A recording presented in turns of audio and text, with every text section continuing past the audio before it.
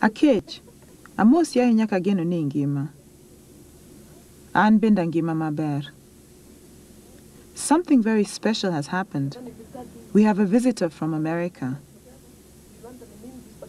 After 27 years, he is suddenly here. My brother.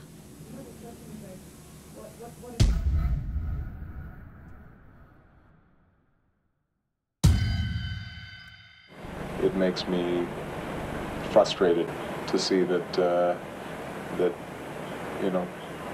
blacks in Kenya don't have more confidence in the possibility of shaping their own fate and their own destiny.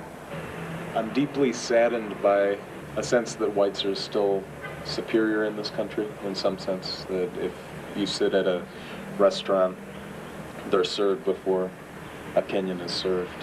If you go through customs, a white person's going to have an easier time going through customs.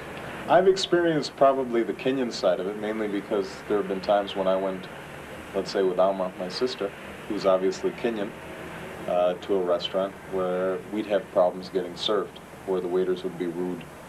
You know, if you look around at Kenya, when I look around at Kenya right now, you get a sense that although on the surface things are relatively tranquil, right beneath the surface, things could explode at any point.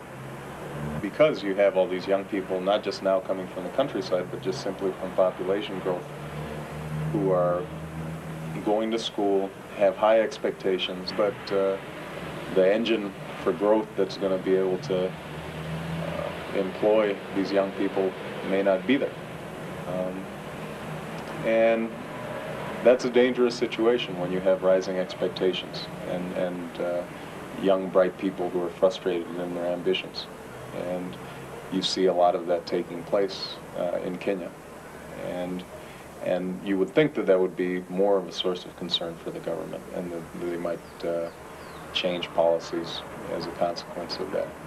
But so far that doesn't seem to be taking place.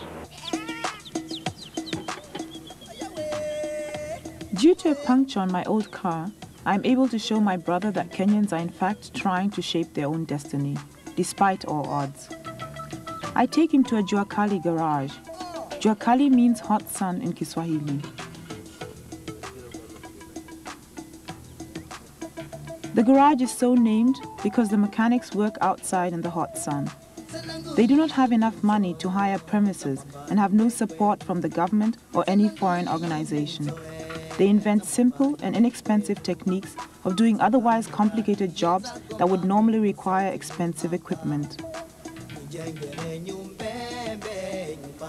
Normally, such garages are situated in the poorest areas of town, areas that are neglected by the state. Only the smartest can survive. There is the constant threat of being evacuated by the police.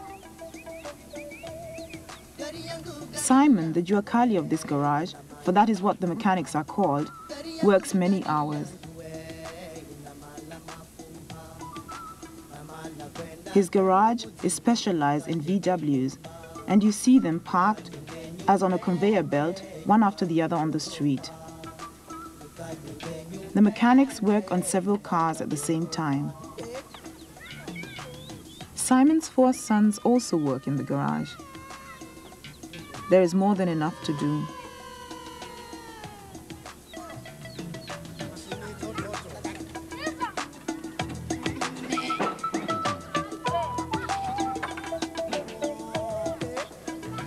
My brother and I watch fascinated. I am pleased to have brought him here.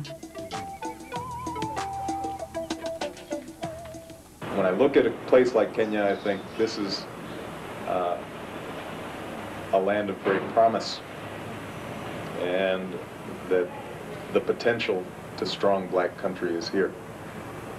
And I think if you could build a strong black country in Kenya, then that sends a message out throughout Africa. It sends a message to black Americans. It sends a message to blacks in the Caribbean. It sends a message that we can build.